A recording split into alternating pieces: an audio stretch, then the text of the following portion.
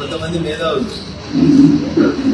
స్వయం ప్రకటిత మేధావులు, తమను తాము మేధావులుగా ప్రకటించినటువంటి కొంతమంది గౌరవ ప్రజలు అధికారులను మీటింగ్ పెట్టి అమిత్ షా గారి మీద కేసు నమోదు చేయాలి, సుమోటో కేసు పెట్టాలి, సుప్రీంకోర్టు ధిక్కరణ కేసు పెట్టాలి, ఇట్లా వారికి నోటికి వచ్చినటువంటి మాటలు మాట్లాడారు.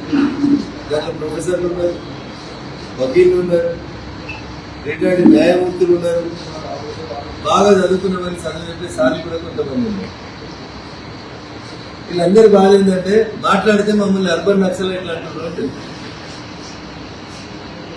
మార్చి 31 కటాఫ్ తేదీలో పెట్టుకొని భారత ప్రభుత్వం గవర్నర్ నరేంద్ర మోడీ గారి నాయకత్వంలో భారతదేశంలో నక్సలిజం అనేటువంటి అంశాన్ని తుడిచిపెట్టాలని ఆ దిశగా నరేంద్ర మోడీ గారు ప్రధానమంత్రి అయినప్పటి నుంచి చాలా సీరియస్గా వర్క్ చేసి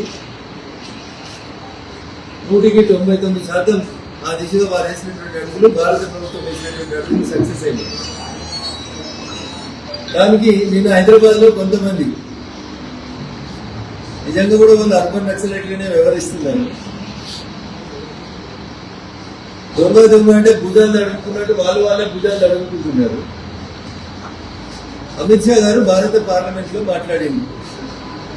2011లో జస్టిస్ సుదర్శన్ రెడ్డి అనేటువంటి సుప్రీంకోర్టు న్యాయమూర్తి గారు ఇచ్చినటువంటి జడ్జిమెంట్ వల్ల ఈ దేశంలో నక్సలిజంలోకి యువకులు పెరగడానికి, సెల్వజుడం లాంటి కార్యక్రమాలు పెరగడానికి ఆ రోజు 2011లో అప్పటి గౌరవ న్యాయమూర్తి జస్టిస్ సుదర్శన్ రెడ్డి గారు ఇచ్చినటువంటి జడ్జిమెంట్ దోహదపడింది అని ఆన్ రికార్డ్ లో పార్లమెంట్ లో హోంమంత్రిత్వ శాఖ హోదాలో గౌరవనీయులు అమిత్ షా గారు మాట్లాడి దీని మీద కంటెంప్ట్ ఆఫ్ సుప్రీంకోర్టు తీసుకోవాలంట, దీని మీద అమిత్ షా మీద కేసులు నమోదు చేయాలంట.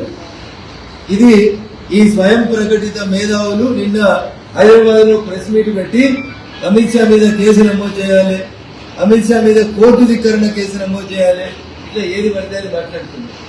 అయ్యా స్వయం ప్రకటిత మేధావులారా, నీకు నేను సూటిగా ఒక ప్రశ్న అడుగుతున్నా.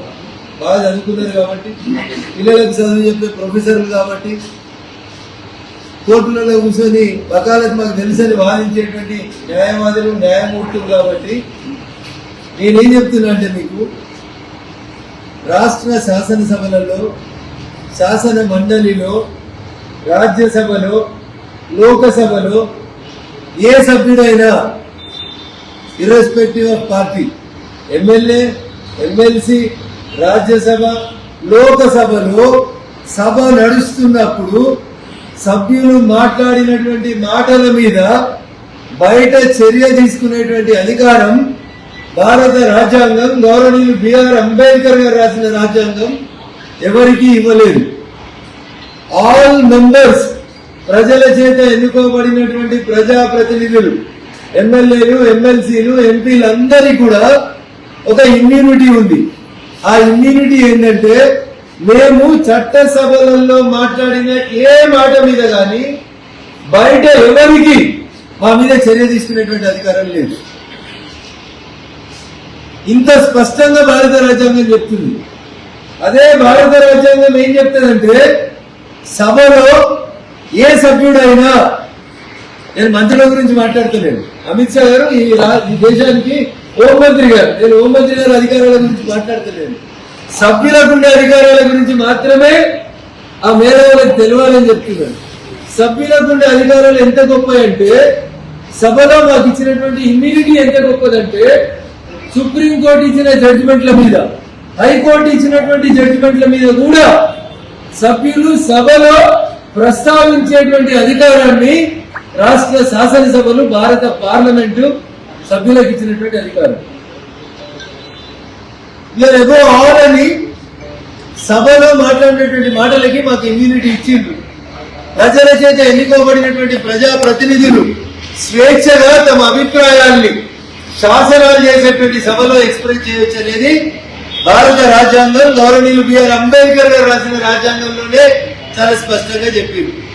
ఇక వీళ్ళు వచ్చి సాక్షాత్తు ఈ దేశ ప్రధానమంత్రి నక్సలిజం అనేటువంటి సమస్య మీద దేశ హోంమంత్రి గారు నక్సలిజం అనేటువంటి సమస్య మీద మాట్లాడుతూ వారే చెప్పింది, ఆన్ రికార్డ్ లో చెప్పినారు. 2011లో పలానా గౌరవ న్యాయమూర్తి ఇచ్చినటువంటి జడ్జిమెంట్ వల్ల ఈ దేశంలో నక్సలిజం పెరగడానికి ఆ జడ్జిమెంట్ దోహదపడింది అని ఆన్ రికార్డ్ లో పార్లమెంట్ లో ఈ దేశ హోంమంత్రి నక్సలిజం మీద చర్చ జరిగినప్పుడు మాట్లాడింది. ఈ ప్రెస్ మీట్ పెట్టిన పెద్దలు ఎవరు కూడా చట్టసభలలో కనీసం వార్డు మెంబర్లు కూడా ఇప్పటిదాకా గెలిచినట్టు నేను చూడలేదు. అధికారి నేను వాళ్ళని స్వయం ప్రకటిత మేధావులు అని చెప్పినారు. 10 మంది కలిసి సంఘం పెట్టుకుంటారు, దానికి రాష్ట్ర సంఘ అధ్యక్షుడిని దేశ సంఘ అధ్యక్షుడిని అని పెట్టుకొని ఏది పడితే అది మాట్లాడుతూ ఈ దేశాన్ని నడిపిస్తున్నటువంటి హోంమంత్రి అమిత్ షా గారిని కించపరిచేలా మాట్లాడటం అనేది మీకు భావ్యం కాదు. మీకు తెలియదని నేను అనుకోను. కానీ మీడియాని తప్పుదో పట్టించి మీడియాలో పతాక శీర్షికలలో మీ పేరు రాసుకోవడం కోసం అమిత్ షా మీద కేసు పెట్టాలి, కోర్టు ధిక్కరణ కేసు పెట్టాలి, ఇట్లాంటి మాటలు మాట్లాడి సభ్య సమాజాన్ని, పౌర సమాజాన్ని దయచేసి తప్పుదో పట్టించొద్దని ఆ మేధావులందరికీ కూడా నేను సవినయంగా అప్పీల్ చేస్తా ఉన్నా. మీరు మాట్లాడితే మాత్రం అక్కడ వచ్చేది ఏం లేదు. చట్టం తన పని తాను తప్పకుండా చేసుకుంటూ పోతుంది. ఒక బాధ్యతాయుత స్థానంలో ఉండి ఈ దేశంలో నక్సలిజాన్ని ఏరివేయాలనేటువంటి ఒక లక్ష్యంతో పనిచేస్తున్న ఈ దేశ హోంమంత్రి గారి గౌరవ ప్రతిష్టని తగ్గించేందుకు మీరు మాట్లాడిన తప్ప మీరు మాట్లాడేటువంటి మాటల వల్ల అమిత్ షా గారి మీద కేసులు అయితేనో ఇంకోటి అవుతుందనో ఈ ఉడత ఊపులకి భయపెట్టేటోడు ఎవరు లేడు.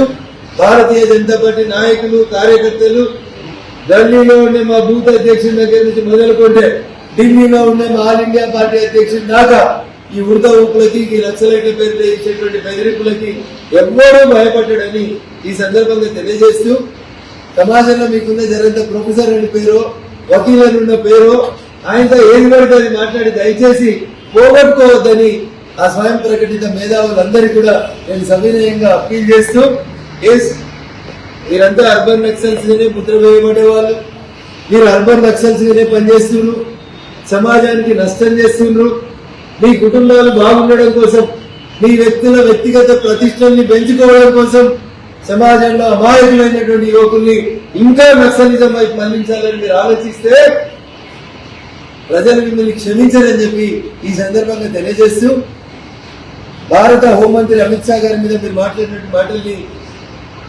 మరొకసారి మాట్లాడకుండా ఉండాలని, నిన్న మాట్లాడినటువంటి మాటలు కూడా ఏదో పొరపాటున మాట్లాడినాం, మాకు సబ్జెక్ట్ తెలియదని చెప్తే మేము వచ్చి మీకు సబ్జెక్ట్ నేర్పిస్తామని చెప్పి కూడా ఈ సందర్భంగా తెలియజేస్తూ